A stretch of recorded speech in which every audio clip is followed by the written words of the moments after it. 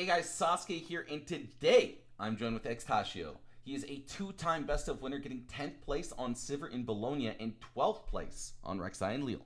How's it going, Extasio? It's going great, man. Thank you very much for the invite. I really appreciate it. Absolutely. Well, today we're here to talk about one of your best finishes, which is Rek'Sai. And she's had a lot of changes, it feels like, here. Why don't we just go right into it? The battlefield choices, and if you'd make any changes. Yeah, actually, I had to make a change because Arena was banned in the last ban list, so I had to play a new battlefield. My configuration is as follows: for the blind pick in the game one, I like to play Zone Warrants because it allows me to filter the bad cards in the matchup that I can fix after sideboard. When I'm going first, I like playing Trifarian Warcamp. And when I'm going second, I like playing the Candling Sanctum because it allows me to filter through my deck and find my sideboard cards easier. Because when I'm going second, I normally struggle a bit more. So that's some kind of help that I really appreciate. Perfect. Let's just go right into the main deck then. Let's Hmm. touch on a couple of the main pieces in the main deck, namely a couple of these one ofs, particularly one of Cold Week, one of Hmm. Pike, and then obviously those new cards. Yeah, so in my previous list in Unleashed, I thought that the meta was very centered around combat shadows, and I was playing a lot of cards that were very good in the combat shadows, like Vengar Pouncing, Pike, Darkside Butcher. But in this meta, I think that has changed greatly, and now it's favoring more a style of going in and out. So I replaced those cards with cards that I don't mind losing in battlefields because I'm gonna lose them to my opponent's attack, like Notching and Misery and the Legion Reader. And the reason of my one-offs in the Cold Week and Pike is that although they are very good, they are also highly situational. Cold Week only works against decks that play a low number of units, and Pike, Dockside Butcher, is very good at conquering well-defended battlefields, but I think those situations will not be as popular as before, and that's why I'm still running one of them because when they are very good, they are actually very good. But I don't want to rely on those strategies because I don't think they will be as popular as before. I think those new additions are actually very good because, like I said previously, I think this meta will favor a lot the strategies of going in and out with cards like Ride the Wind, Flash, etc. So I need to look for ways to maximizing the value of the units that I send to basically die to a battlefield. One way is with the Escape Greatback, which I can just kill the unit that is defending my battlefield to empower that guy because the recruit that I will be likely killing will die anyway next turn to my opponent. So I can get some value out of that. And the same reasoning applies to the Notch and Emissary and the Death Knell units. They provide me value when they die, and most of the units that I send to a battlefield will likely die because this deck is not very good at holding. So I try to maximize the value of the cards that I use when I to conquer battlefields, and to also develop my board in the background. A lot of these tools are really hyper aggressive. So sure, Yeah, yeah. I mean, I think a great escape right back and Noxian Emissary really fit into that strategy that you're really trying to pursue here. I guess is the best way to put yeah, it. for sure. And then with that said, the sideboard, we got 10 cards in the sideboard now, so a couple more choices. Just care to go over the sideboard. Of course. So I run one copy of Cool the Week because when this card is good, it's actually very, very, very good. So I don't want to miss out on this opportunity to run a couple more copies. I'm playing Decree of Unity because I think Kennen will be very popular, and there are also a lot of purple decks that I can actually use this card too. Kills Cannon, kills Rasa, kills Mind Splitter, kills actually a lot of very annoying units. And it's just a very nice to have that I can use from the Rek'Sai Legend because it's also very cheap and can actually help me a lot. Salvage, very good against hook decks, against Aurora decks, although we have a good matchup against Aurora. I'm pretty sure nobody likes losing to Aurora because they just hire you.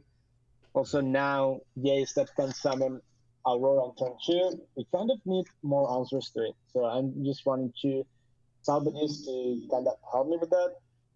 I play by Destructive also in my sideboard because I like it against decks like Master Yi, where I need some more might to actually conquer.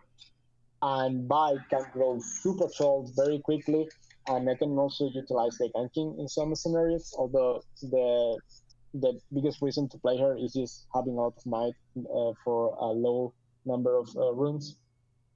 Falling Star is just great against so many decks, and for the same reasoning as School of Wits, I like running more copies of it because you see the value I get from just having it in the sideboard against decks like Diana or other unit-based decks that like developing in the back is just super good. It's just super good. First Forerunner is just very good against anything that is not purple. In the mirror is also very good. Against midrange is also very good. Against mastery is also very good because it allows me to hold and get value if they break my hold. So it is a very strong card to have in the sideboard that I don't play it in the main deck because obviously it's a dead card against purple. I cannot afford to just waste 6 energy on a unit that is going to get bounced in the very next turn. And Divine Judgment, it's exclusively for Lats. Maybe it's wrong to play 2 copies in the sideboard for Lats, but I think it's actually the best deck in the game. And many people will likely play it in the regionals to try and get a top 64 invite for the championship. And I really don't want to lose any game to just a Lats. So this card says if you play me against Lats, you win the game. So that's why I'm running 2 copies of that. Yeah, I think a lot of players are really starting to lean towards Divine Judgment for that, just essentially that free win into Lux if you find it. Yeah. So yeah, it makes a lot of sense there. Well, we kind of blitzed through everything, and it really felt like we did a great job of talking over all of it. So I guess I'll just ask you a couple of fun questions here. So Vendetta is now out. It's been out for about a week, maybe 2 now. With that said, are there any legends that you've been playing or excited to play or kind of moved away from? Yeah, I started playing Set at the very beginning, and I had a lot of fun with it. I tried to do a different version of the mid-range Set list that I've been seeing on Twitter. I wanted to do a different version because all those lists just felt like a bad dragon. So I wanted to do something unique, and I built a Miracle Set that worked very well for me and was very fun, but ultimately it's just not as good as the top decks. So I kind of played on the side for the next night, etc., and streams.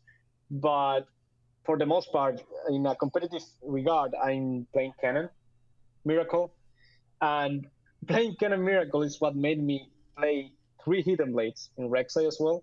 We didn't talk about it, but I'm playing 3 Hidden Blades in the main deck because I think it's the best answer to the Ride the Wind strategies. And I think it's very good against Cannon and very good against the other decks that try to mimic the Cannon speed. But ultimately, I think Cannon is probably the best deck in the game after Lux. And that's what I've been jamming for the most part. Okay, great. Well, we'll give you one quick chance to give any shouts you might have. Where can we find you on the internet? If you have a team that you're a part of or anything like that. Yeah, I'm actually part of Team Isolian. It's a European team that has won the last 2 regionals in Europe with Squirtle playing Azir. We have also Metafy, where we have students and adepts that we have been teaching, coaching, and showing a lot of cool stuff. We also host tournaments that you can join for free if you are in the Discord. Many things. And I also like writing guides and doing coaching. I have a guide about Rek'Sai, a guide about Sibir from Bologna, a guide about Zed, and I also do coaching on the side. So if you have any questions regarding those decks, feel free to reach out to me. Of course, also the social that I use the most is Twitter. You can find me there looking for @stashio _. I think that would be all from my side. All right. Well, thank you so much for being here. And with that, guys, we'll send it off on to the next one. Thank you.